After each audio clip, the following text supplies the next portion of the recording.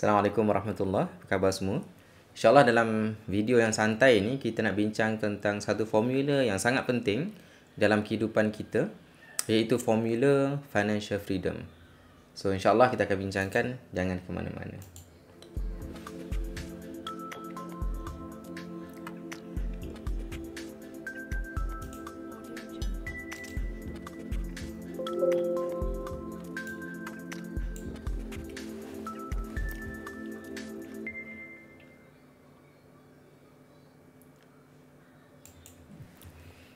Saya minta maaf tuan-tuan. Pertamanya saya buat video ni sambil saya makan sebab saya tak breakfast lagi. Keduanya,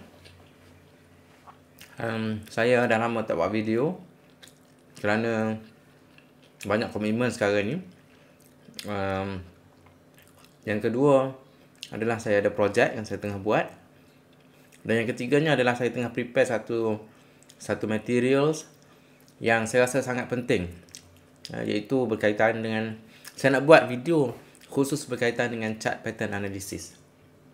Okay, so saya rasa itu video yang sangat-sangat penting yang semua orang kena tengoklah nanti ya. So kita mungkin buat secara bersiri lah, sebab chart pattern analysis ni suatu ilmu yang sangat luas coverage dia.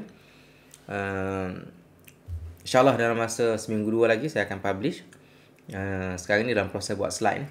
So insyaAllah video tu adalah video yang sangat penting yang saya rasa semua orang kena tengok lah nanti insyaAllah.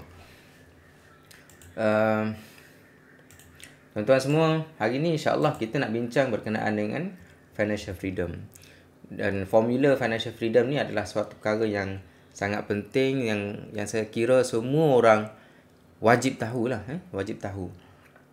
Tapi masalahnya formula ini tidak diajar kepada kita sejak kita belajar dulu, sekolah, waktu kita universiti. In fact, kita tak pernah diajar apakah financial freedom, macam mana kita nak mencapai dan sebagainya.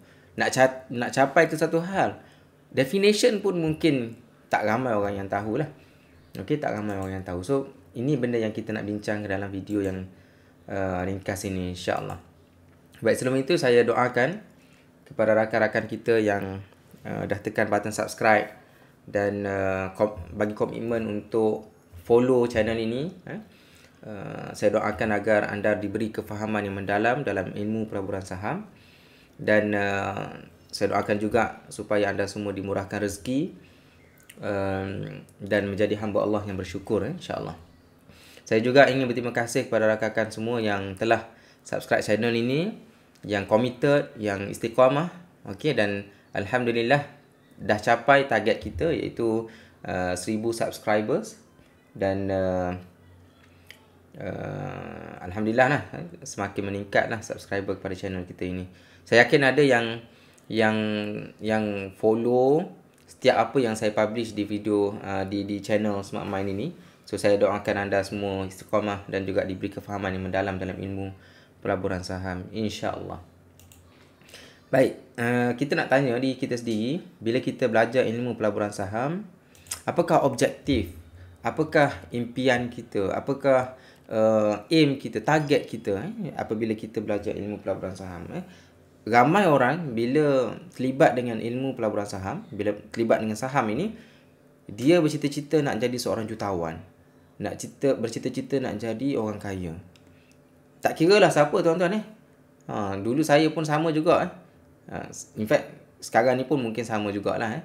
Kita semua tanpa kecuali kita nak jadi seorang yang orang yang kaya lah. Tetapi peringatan kepada diri saya sendiri lah. Perkataan kaya itu adalah suatu perkara yang subjektif, yang susah untuk kita define. Kalau kita tanya apakah maksud kaya, apakah maksud kaya, saya rasa tak ada orang yang boleh jawab soalan ini. Jawapan secara akademik mungkin boleh lah. Kita boleh jawab lah dalam konteks top 20, middle 40 punya kelas, ataupun bottom B40 punya kelas. Boleh lah classification based on academic punya perbahasan kan. Tetapi secara orang kata hakikat sebenarnya, perkataan kaya ataupun miskin itu sesuatu yang subjektif. Tak ada orang boleh define. Mungkin kita ambil contoh, mungkin orang akan tanya kita, apa maksud kaya? Mungkin ada setengah kita akan menggambarkan orang kaya itu maksudnya gaji dia mungkin lebih pada 10,000 sebulan ataupun 20,000 sebulan. Ataupun orang kaya itu merujuk kepada orang yang mempunyai rumah yang besar. Orang kaya itu merujuk kepada orang yang banyak kereta contohnya, banyak harta, banyak emas, banyak tanah, banyak hartanah dan sebagainya. Jadi benda itu satu benda yang subjektif yang mungkin kita tak akan dapat jawapan dia. Sebab itu kalau kita belajar saham, kita nak jadi orang kaya, kita kena revise balik kita punya objektif itu. Sebab kita akan set satu objektif yang kabur, yang tidak ada sesuatu yang jelas yang untuk kita capai. Jadi sekali lagi, kalau kita tanya apa itu orang kaya, orang kaya ni mungkin ada di kalangan kita yang kata rumah dia besar, keretanya mewah, mungkin gaji 5-6 angka sebulan, tiada hutang, itu orang kaya. Tanah yang luas, tanah yang banyak, boleh melancong ke luar negara setiap tahun. Mungkin sekarang ni mungkin berbeza lah dengan masalah COVID dan sebagainya. Dan banyak lagi lah definition yang mungkin kalau kita tanya diri kita, inilah jawapan-jawapan yang mungkin akan terbayang dalam pemikiran kita. Tuan-tuan semua, kalau kita nak bahas apa itu kaya, nescaya kita tak akan dapat jawapannya lah. Sebab ini adalah suatu perkara yang subjektif. Mungkin ada di kalangan kita yang kalau kita kata gaji 5,000 tu dah kaya dah. Okay? Tapi bagi setengah-setengah orang 5,000 ni, khususnya orang hidup di mana-mana besar, 5,000 ni mungkin tak cukup. Tak cukup pembelanjaan nak bayar rumah lagi, kereta lagi, duit minyak lagi, transport dan sebagainya. Jadi jumlah gaji bulanan itu tidak mencerminkan perkataan kaya itu sebenarnya. Dia adalah subjektif. Baik, penting untuk kita tahu ni, apa kita punya objektif dalam pelaburan saham. Kalau kita tak tahu apa kita punya objektif, maka kita tak tahulah kita nak pergi ke mana. Berapa kita punya sasaran kita, ROI kita berapa jumlah keuntungan yang kita target, bila dan sebagainya. Jadi bila kita tak ada definition yang tetap, yang convincing, yang reliable, maka kita akan memburu sesuatu yang tak pasti. Seolah-olah macam fata morgana lah. Fata morgana kan di padang pasir yang luas, kita tengok macam ada air, tapi bila kita pergi ke sana tak ada. Sebab kita tak tahu apa objektif yang kita nak capai. Mungkin kita tahu tapi benda tu berubah-ubah. Itu benda yang mungkin kita nak kena fikir lah. Okay? So bila kita tahu objektif kita, barulah kita boleh aim untuk capai objektif tersebut. Okay? Yang penting kita tahu objektif kita apa dulu. Selepas itu barulah kita susun strategi macam mana kita nak mencapai objektif tersebut. Okay? So for me lah, bagi saya, never dream to get rich. Jangan kita bercita-cita untuk menjadi seorang yang kaya. Boleh lah bercita-cita, tapi apa kita punya aim sebenarnya kita tak jelas. Tapi sebolehnya kita aim to get into financial freedom punya status. Kita kena target untuk mencapai financial freedom instead of target untuk jadi kaya. Itu point yang sangat penting lah bagi saya, untuk kita sama-sama faham dan sama-sama hayati. Cuma apa maksud financial freedom ni? Ataupun dalam bahasa Melayunya kita panggil kebebasan keuangan. Bebas dalam konteks keuangan, kita bebas. Apa maksud dia? Itu yang kita nak bincang ni. Baik, kita nak bincang apa definition. Apa definition financial freedom? Mungkin tuan-tuan boleh baca buku ni. Buku yang dikarang oleh Yap Ming Hui ni. Roadmap to Financial Freedom. Roadmap to Financial Freedom. Baguslah buku ni. The Ultimate Guide to Achieve Financial Freedom. Cuma untuk definition, saya suka merujuk kepada definition yang disebut oleh Robert T. Kiyosaki dalam buku siri buku-buku beliau, yang saya tunjukkan sebelum ini berkaitan dengan siri buku Rich Dad Poor Dad, Robert T. Kiyosaki bila dia mendefinisikan financial freedom, dia akan ada istilah, mungkin semua orang tahulah istilah asset, apa itu liability, apa itu income, passive income, active income. So kita kena tahu istilah-istilah itu. So perbezaan antara asset dengan liability ni suatu perkara yang sangat penting untuk kita tahu lah. Mungkin ada orang belajar di universiti ataupun mana-mana kursus berkaitan dengan keuangan, dia punya definition dia mungkin berbeza. Saya suka ambil apa yang disebut oleh Robert T. Kiyosaki dalam buku dia. Apa beza antara asset dengan liability? Asset ni merujuk kepada anything yang kita miliki yang boleh mendatangkan sumber keuangan kepada kita. Asset, sekali lagi, asset adalah anything yang kepunyaan kita yang boleh mendatangkan sumber pendapatan kepada kita. Maka itu yang dikatakan sebagai aset. Okey, persoalan. Okey, sebelum kita persoalan-persoalan tu, yang kedua adalah liability, bebanan ataupun tanggungan kita. Apa maksud liability? Liability ni adalah suatu benda, anything yang boleh mengeluarkan duit daripada poket kita.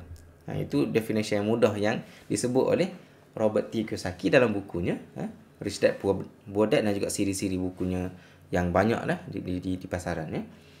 Jadi liability, sekali lagi, apa-apa saja yang kita miliki yang boleh mengeluarkan duit daripada poket kita. Itu liability. Asset adalah anything yang kita punya yang boleh mendatangkan sumber pendapatan kepada kita. Okey? Okey, persoalan. Adakah rumah asset ataupun liability?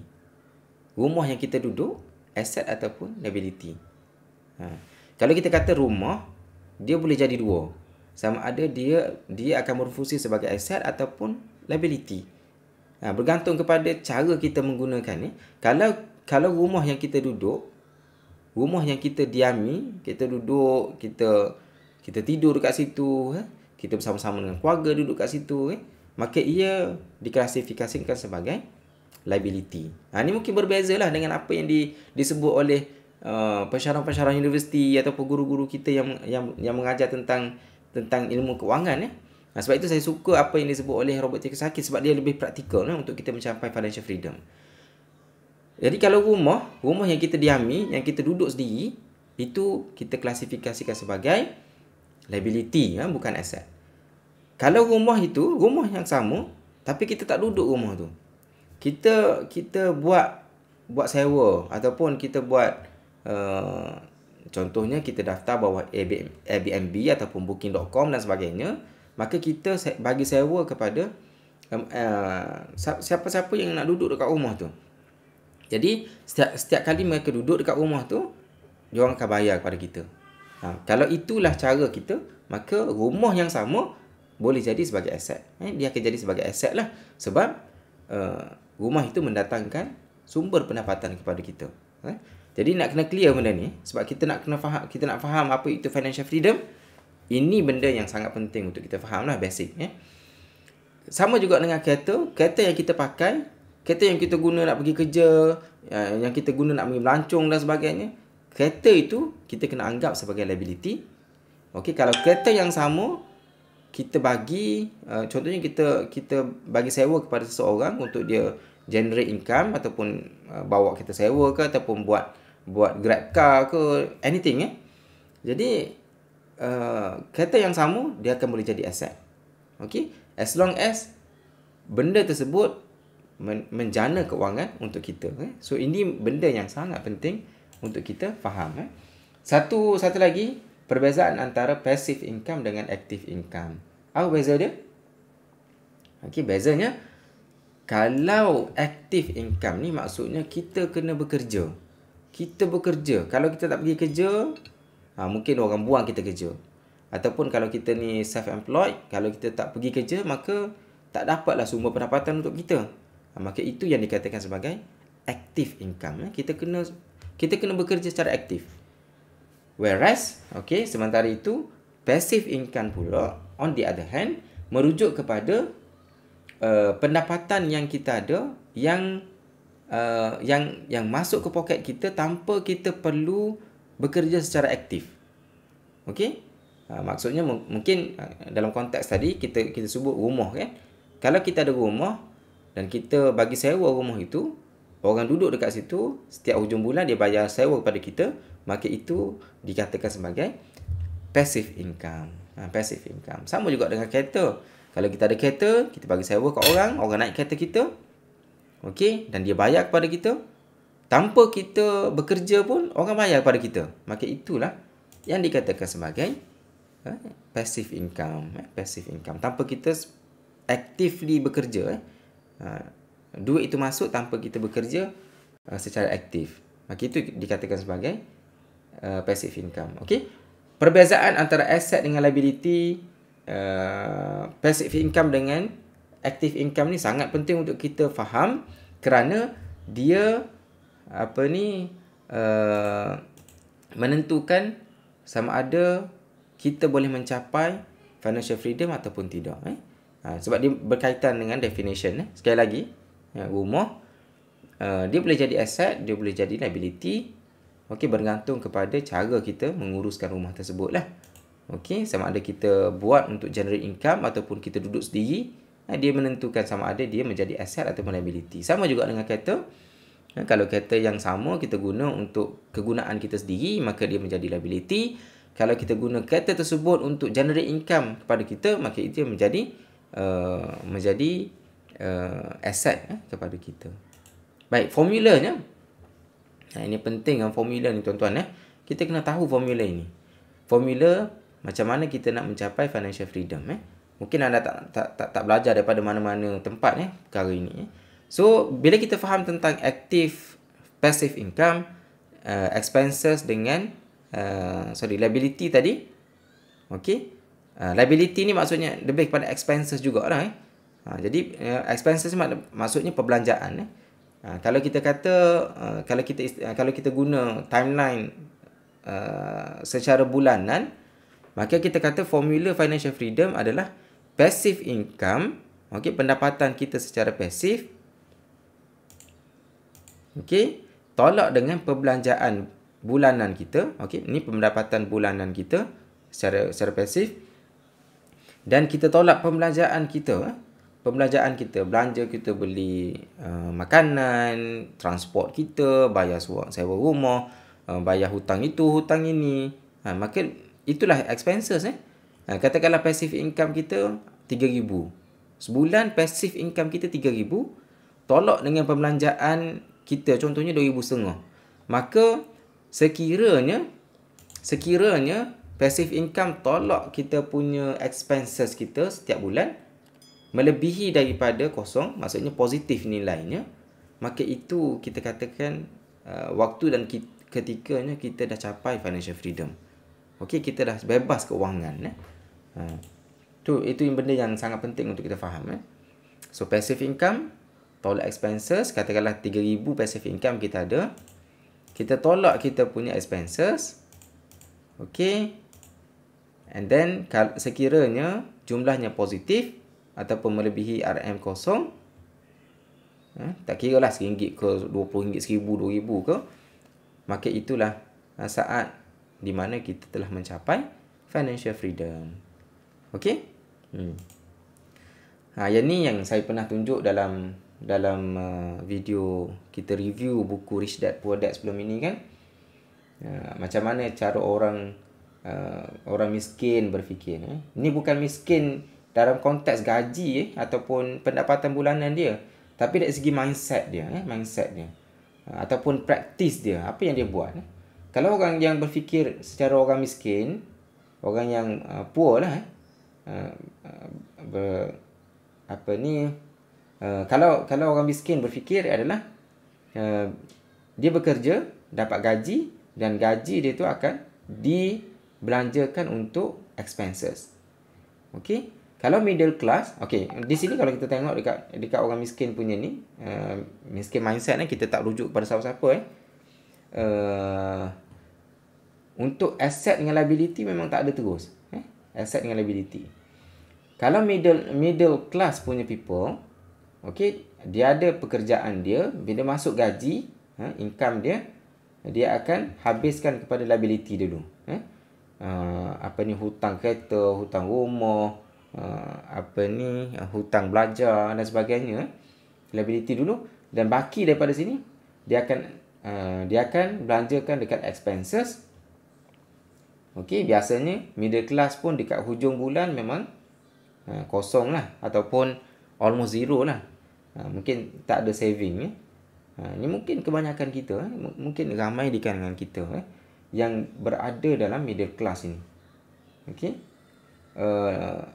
Baik, yang kita nak fokus adalah macam mana kita nak memiliki minda kelas orang yang kaya. Tak semestinya gaji kita banyak, tuan-tuan. Tapi cara kita berfikir itu kena cara yang betul. So ini cara yang disyorkan oleh Robert T. Kiyosaki. So kita kena perbanyakkan aset kita. Sekali lagi, aset ni adalah anything yang boleh memasukkan duit ke dalam poket kita. So ini yang menjadi fokus kita. So kalau kita ada gaji yang setiap bulan masuk ke akaun kita, kita kena cuba convert duit itu untuk menjadi sumber pendapatan secara pasif, yang kita klasifikasikan sebagai aset. Yang mana aset ini dia akan menyumbang kepada kita punya pendapatan. So kita nak belajar dekat sini. Kita nak belajar antara aset dengan income, aset dengan income. So kurangkan expenses dan kurangkan kita punya liability lah kalau boleh. Okay? Alright. So, tuan-tuan semua, ini apa yang disebut oleh Robert T. Kiyosaki. Dia kata, the key to financial freedom and great wealth is a person's ability to convert earned income. Kita nak convert kita punya gaji kita ataupun pendapatan kita into passive and or portfolio income. Okay, so kita nak convert pendapatan kita ini kepada passive income. Itu kita punya objektif kita. So, saya nak sarankan kepada follower kita semua yang subscribe channel Smart Mind ini, supaya kita fokus, supaya kita generate passive income. Dan passive income ni termasuklah dalam ilmu pelaburan saham. Termasuklah dalam pelaburan saham. Okey, so kita ada duit, kita park duit kita dalam mana-mana kaunter, mana-mana syarikat yang disenaraikan di Bursa Malaysia contohnya, and then kita dapat passive income daripada pelaburan tersebut. Maka itu adalah objektif yang perlu kita set dalam minda kita. Okay, untuk kita create more passive income, okay, untuk kita convert kita punya active income ini kepada passive income. Okay, so itu adalah kunci lah, berdasarkan apa yang disebut oleh Robert Kiyosaki. So kunci kepada financial freedom. Alright, so jom kita tengok apa yang biasanya berlaku kepada masyarakat kita. Bila kita dapat duit daripada gaji kita, so ini adalah duit lah, pendapatan kita, dan ini adalah masa. So biasanya gaji seseorang itu dia akan meningkat daripada tahun ke tahun kan. Banyak sikit tu bergantung kepada pekerjaan masing-masing lah. Okay, so bila kita meningkat pendapatan kita, biasanya expenses pun meningkat, liability pun meningkat. Okay, itu common, tuan-tuan. Itu common masyarakat kita. Bila gaji naik, kita pun naikkan lifestyle kita. Bila naik pangkat contohnya, tukar kereta baru, beli rumah baru dan sebagainya. Yang mana rumah ataupun kereta yang kita guna sendiri, yang bukan menjadi aset, yang bukan menjadi income generating kepada kita. Jadi naiklah gaji macam banyak mana pun, kalau gaji kita 20,000 pun, tapi expenses kita almost 20,000 juga. So kita takkan ke mana-mana. Sebab passive income kita static. Mungkin kosong dekat sini passive income kita. Kan? Jadi tuan-tuan semua, kalau kita nak jadi kita nak capai financial freedom, ini formulanya. Ini graf yang kita kena capai. So kita ada active income, mungkin kita pekerjaan kita sehari-hari, kita ada pendapatan kita yang mungkin meningkat setiap tahun. Okey. Expenses kita, perbelanjaan kita, kalau boleh kita nak meningkat pun okey, tapi jangan selari dengan apa Jangan kita tingkatkan kita punya lifestyle, okey, bila kita punya income kita meningkat. Sebolehnya kita jarakkan. Walaupun mungkin pendapatan kita meningkat, tetapi kita punya perbelanjaan kita sebolehnya kita jangan tingkatkan drastically based on active income ini. So kalau boleh kita jarakkan antara active income dengan expenses ini. So lebih banyak saving yang kita boleh buat, lebih banyak investment yang kita boleh buat untuk kita create passive income ini. Kalau sebelum ini orang yang biasa mungkin passive income dia kosong saja, mendata. Tetapi aim kita adalah untuk kita create passive income daripada active income yang kita dapat ini, kita nak convert jadi passive income. Bila passive income kita itu melebihi expenses, maka inilah detik dan ketikanya kita telah mencapai financial freedom. Kan? Itu simple kan? Benda ni mungkin tak ramai orang ajar kita. Tapi ini sangat-sangat penting tuan-tuan. Sangat-sangat penting. Jangan kita bila gaji naik kita pun belanja lebih. Bila dapat bonus kita terus beli, enjoy kan. Cuba tukar mindset kita berfikir. Kalau gaji kita naik, cuba kita keluarkan apa yang peningkatan gaji kita itu untuk create sumber pendapatan yang baru yang dikatakan sebagai pasif. Itulah kunci financial freedom yang kita kena tahu. Kita kena tahu. So kita nak capai ni, titik ambang ini, titik di mana kita punya passive income melebihi expenses kita. Kalau based on Robert Kiyosaki, dia kata kan ada cash flow quadrant kan, ada employee, ada self-employed, lepas tu sebelah kanan kita ada business owner dengan investor. Kalau based on Robert Kiyosaki, dia sarankan kepada kita untuk kita create passive income ini menggunakan vehicle business. Maksudnya kita kena terjun dalam bidang bisnes lah. Dia tak galakkan kita terus invest. Sebab wallah alam lah sebab dia. Tapi saya sendiri pun saya praktis apa yang Robert Kiyosaki sebut. So saya punya active income, saya cuba bisnes. Alhamdulillah lah bisnes saya pun bisnes bersama dengan adik dan juga isteri saya sendiri. So saya run bisnes dan alhamdulillah sekarang ni bisnes saya dah orang kata berkembang lah seluruh negara. Saya tak nak promote saya punya bisnes dalam ruangan ini cuma alhamdulillah lah saya punya bisnes pun dah worldwide, dah seluruh negara lah termasuk Sabah dan Sarawak. Kami punya customer dan alhamdulillah growing dan dia expanding. So sekali lagi kita punya aim adalah untuk kita create passive income. Kalau based on Robert Kiyosaki, dia suruh kita venture dalam business dulu sebelum kita masuk ke investment. Tapi tak apa bagi saya kan, kalau kita orang busy, orang sibuk, kalau kita nak masuk dalam bidang bisnes agak sukar. Kerana bisnes ini dia memerlukan tumpuan yang tinggi lah dan masa yang lama. Saya ingat dulu waktu saya nak create bisnes ni, dia memerlukan pengorbanan yang besar lah. So kalau saya fikir balik waktu nak start bisnes dulu, kalau nak ulang balik, saya rasa agak memeritkan lah. Tapi pengalaman itu mengajar kita untuk speed up macam mana kita nak expand business dan sebagainya. Tapi bagus juga kalau kita orang yang bekerja, kita belajar saham. Saham ini adalah suatu saya sebenarnya sebelum saya belajar saham ni memang saya fokus kepada bisnes. Tapi bila saya dah belajar saham, dah alhamdulillah lah banyak kursus yang pergi. Saya pun dah lama bertahun-tahun pengalaman dalam bursa. Jadi bila kita berada dalam saham ini, saya rasa agak visible khususnya kepada mereka yang bekerja. Okey, agak visible, tak macam bisnes. Bisnes ni dia ada benda yang pening kepala, yang yang memerlukan kita berfikir, yang kadang-kadang melibatkan risiko yang besar. Kalau kita tak kena cara, lingkup kita punya bisnes, na'udzubillah lah. Tapi cabarannya sangat besar bisnes ni. Tapi kalau saham, kita belajar saja, tengok YouTube, subscribe channel Smart Mind. Dengan handset saja, waktu kita bekerja saja. Tapi janganlah sampai kita menjejaskan prestasi kerja kita. Tapi kalau kita nak tengok sekejap-sekejap, kita dah buat homework semalam, mungkin nak decide sama ada nak beli ataupun nak jual saja pada waktu kita bekerja tu, saya rasa no problem lah.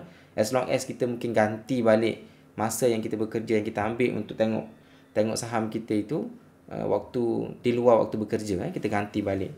Should be no problem lah. Tapi benda tu adalah benda yang feasible lah. Boleh kita buat. Boleh kita buat. Okay. So kita nak aim untuk mencapai titik ambang ini, di mana kita punya passive income melebihi kita punya expenses. Itulah formulanya tuan-tuan. Okay, so kita punya strategi, kita minimalkan kita punya expenses dan kita cuba create income generating asset. Sekali lagi, asset ni adalah anything yang mendatangkan sumber pendapatan, mendatangkan pendapatan kepada kita. Itu yang dikatakan sebagai aset. Tak kira lah rumah sewa ke, kereta untuk kita bagi sewa ke, ataupun kita ada bisnes ke, anything yang boleh mendatangkan kewangan kepada kita. Okay, alright tuan-tuan. Saya rasa itu saja video kita pada kali ini. Cuma saya nak sebutlah, saya sekarang ni dalam proses menyiapkan slide untuk berkaitan dengan chart pattern. So ini adalah teaser dia. Teaser dia. So chart pattern analysis ini satu ilmu yang sangat penting untuk kita belajar dan mahir, sebab seluruh dunia orang pakai ilmu ni tuan-tuan. So insya-Allah kita akan buat secara bersiri dalam beberapa video, dan saya akan cuba untuk buat secara praktikal berkaitan dengan chart pattern analysis ini, insya-Allah. Ini antara video yang wajib tonton lah selepas ini, insya-Allah. Sekali lagi saya doakan kepada rakan-rakan kita yang subscribe channel Smart Mind untuk sentiasa dimurahkan rezeki, diberi kefahaman yang mendalam dan juga digolongkan dalam golongan mereka yang bersyukur. So tuan-tuan semua, kalau belum subscribe, jangan lupa untuk subscribe channel Smart Mind. Okey, dan jangan lupa tekan loceng untuk pastikan anda dapat notification setiap kali kita publish video. So last take home message, success consists of getting up just one more time then you fall. Bangkit balik. Kalau kita gagal, jangan kita mengalah, bangkit dan terus berjuang. So saya rasa itu saja. Saya rasa itu saja untuk video kali ini, insya-Allah. Sebarang feedback, sebarang komen, cadangan ataupun any question, boleh jot down dekat ruangan komen di bawah lah. Wallahu a'lam. Terima kasih. Assalamualaikum warahmatullahi taala wabarakatuh. Jumpa lagi.